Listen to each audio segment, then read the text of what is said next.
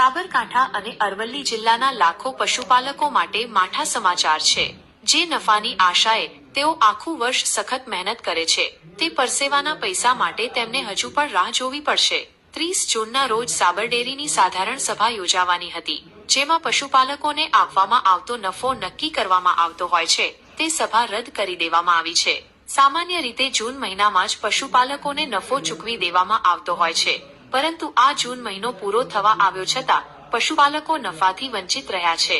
સત્તાધીશોના નબળા વહીવટ અને બેદરકારીને કારણે લાખો પશુપાલકોને પોતાના પરસેવાના પૈસા મેળવવા હજુ પણ રાહ જોવી પડશે। મોટાભાગના લોકોનું જીવન ધોરણ દૂધની આવક પર નિર્ભર છે।